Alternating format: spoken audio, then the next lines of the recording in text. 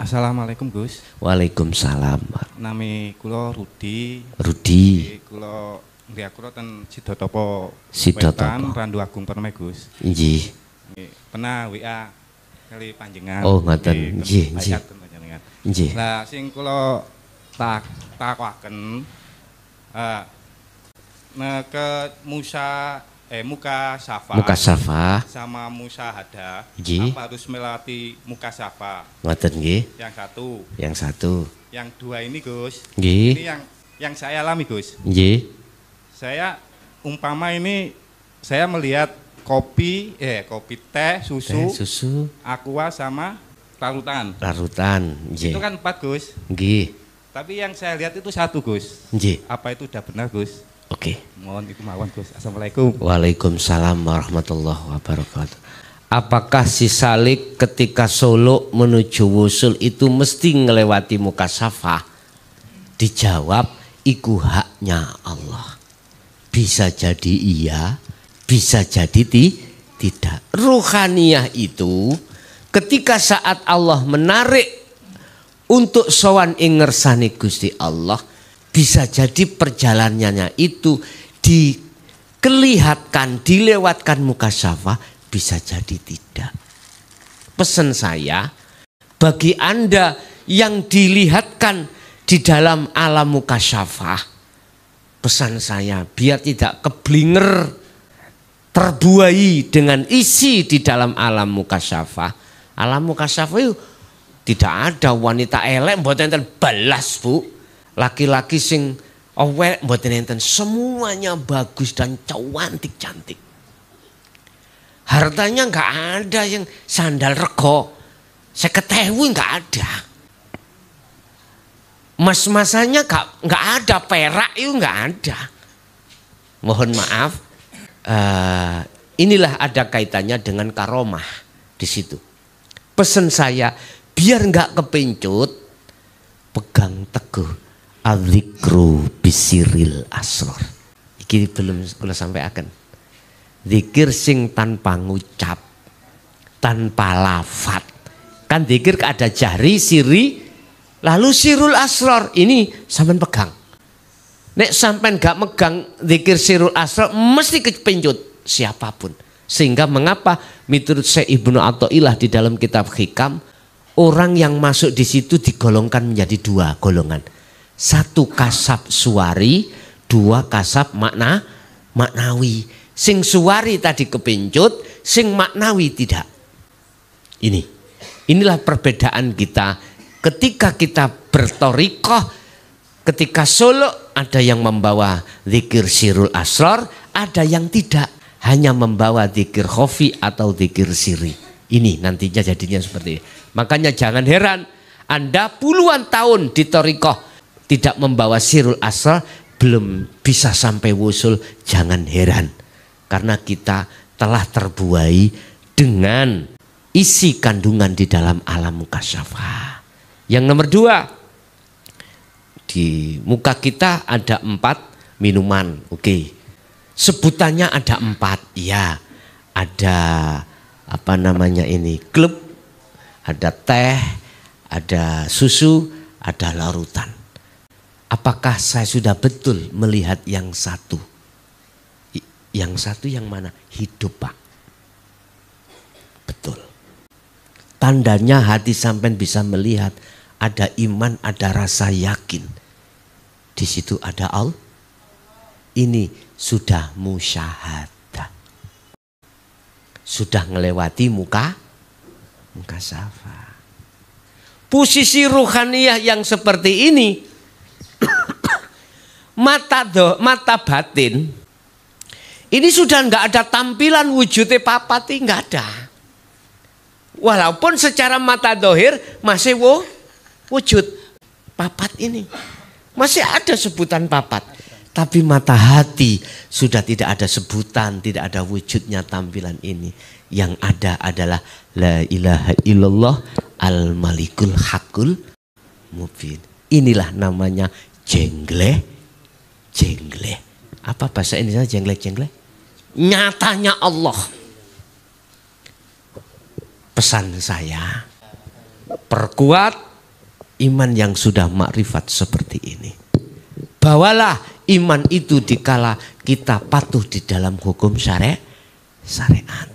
Hukum syariat itu hukum dohir, hukum lakune jasad.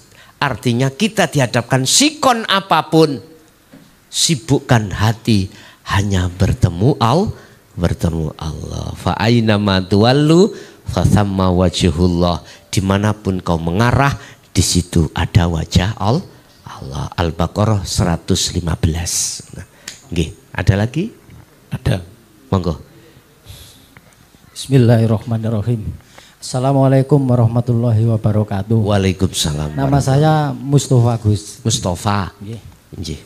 Asal dari perumahan Wonosari. Wonosari. Yang saya tanyakan, yang memiliki nama Allah itu kan hidup.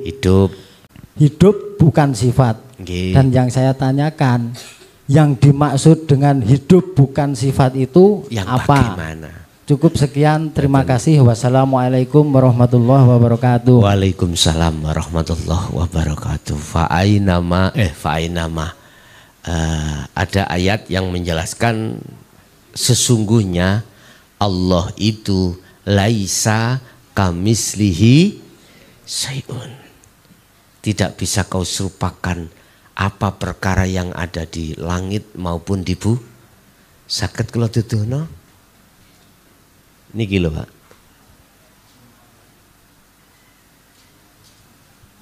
Paham? Ini. Cetha ya? Sekarang tinggal pertanyaannya, yang kita anggap kosong ini gak kosong bagaimana? Ini juga ada di dalam tembok, juga ada di dalam air, juga ada di dalam dirimu, dan lain sebagainya. Terus bagaimana caranya kau bisa bertemu ini? Inilah orang tauhid dulu mengatakan susuane angin.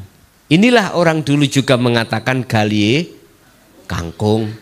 Ada yang mengatakan ahli tahqiq adalah teracai kuntul mabur. Udah. Jangan pakai akal Bapak Ibu, pakai iman. Tanpa ini bisakah sampai di sini? Nggak bisa.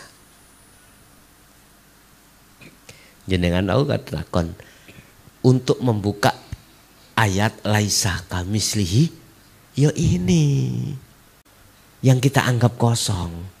Padahal iki gak kosong. Kita menganggap kosong karena kita merasa ada. Titik wonten mriku. Kita manusia, makhluk merasa ada. Biar ini nyata, yang merasa ada kembalilah. Asal tidak ada ya kembali tidak ada. Paham maksud kula Pak? Ya wis kudu tafakur. Birriyadati wal adkar. Sibukkan hatimu berzikir. Zikir yang bisa mencapai puncak kenikmatan makrifat Allah. Ibnu Athaillah dawuh dalam beberapa di dalam pasal berapa itu mengatakan al-haqqu laisa bimahjubin wa innamal mahjubu anta. Allah itu tidak bisa ditutupi dengan apapun, tidak bisa terhijabi oleh suatu apapun. Kalau tidak bisa terhijabi sesuatu apapun, kita kok nggak nyata. Nah gitu toh Pak ya. Wa innamal mahjubu anta, justru Andalah yang terhijabi. Terhijabi dengan apa? Diri Anda sendiri. Ini loh persoalannya. Aku ngaku-ngaku ilmu ini ilmuku, apa yang terjadi? Takabur. Merasa aku lebih baik, lebih pintar, lebih alim daripada jenengan. Udah, itu hijab sudah. Pengakuan dalam diriku bahwasanya selain Allah itu ada termasuk aku, diriku. Makanya Allah mengajarkan terhadap kita lewat Rasulullah di dalam surat Al-Anbiya. Muhammad jelaskan tentang la ilaha illa ana aku. Jelas no, ana yang bagaimana? Tidak ada Tuhan kecuali aku. Jelaskan Muhammad.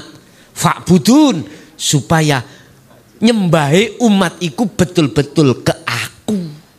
Aku yang mana? Bukan aku makhluk loh Pak ya.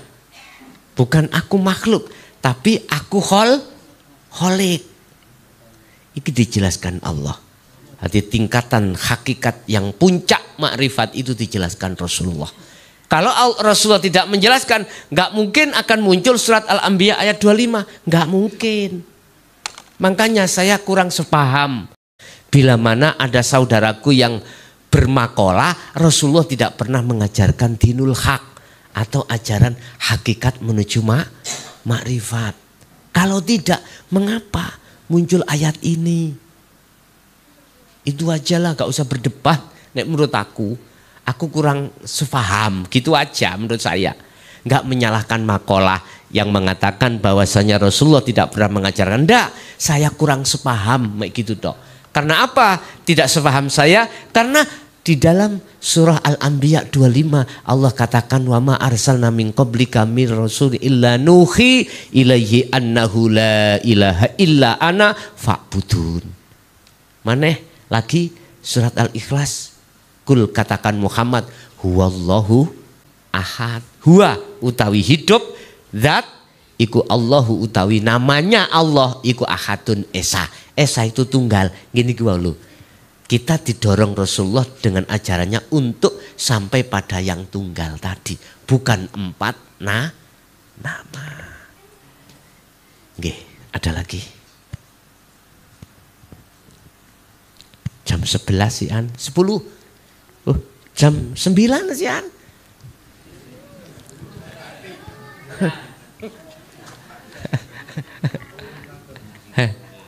Ada? Ibu, ada Bu? Cukup? Cukup, nggih pun. Niki nggih wonten sing arepe budal kerja masalahe. Ngoten lho Pak, nggih. Pun kita hormati beliau-beliau, juga waktunya berharga. Godhog gedang, godhog telo, dididang sing penting podo krasa.